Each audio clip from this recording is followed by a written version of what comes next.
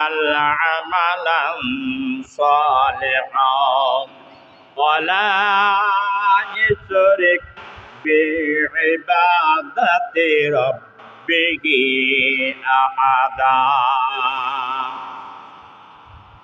যে ব্যক্তি আশা পোষণ করেন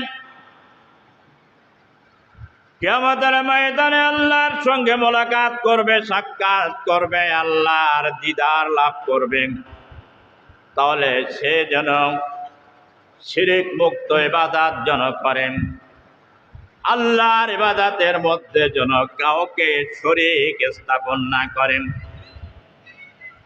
ফামান কানা ইয়ারজু লিকা রাব্বিহি ফালইয়ামাল আমালান, প্রত্যেকটা আমল হবে শরীক মুক্ত, এমন আমল করবে, তাহলে আল্লাহ রাব্বুল আলামিন কিয়ামতের ময়দানে ওই ব্যক্তির সঙ্গে মোলাকাত করবেন, সাক্ষাৎ করবেন। এই জন্য 1 নম্বর হল আল্লাহর সঙ্গে শরীক করবে না। উবুদুল্লাহ ওয়ালা তুশরিক বিল্লাহ, আল্লাহর ইবাদত করো, বন্দেগী করো, দাসত্ব করো, গোলামি করো, কিন্তু আল্লাহর ইবাদতের মধ্যে কাউকে শরীক করো না।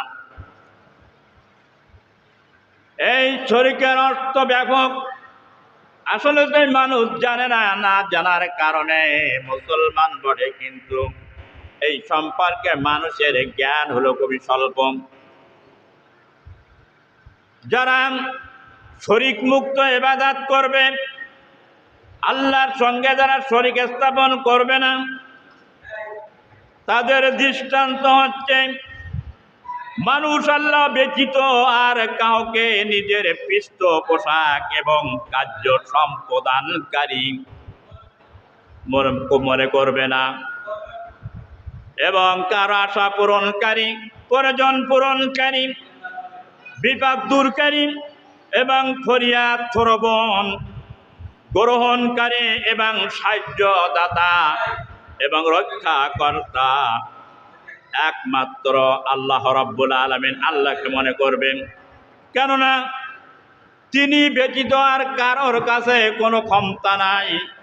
এই পৃথিবীতে আমরা যত সৃষ্টি দেখি না কেন, কোন সৃষ্টির মধ্যে কোনো ক্ষমতা নাই, সব ক্ষমতার এক উচ্চতার মালিক হলো আল্লাহ।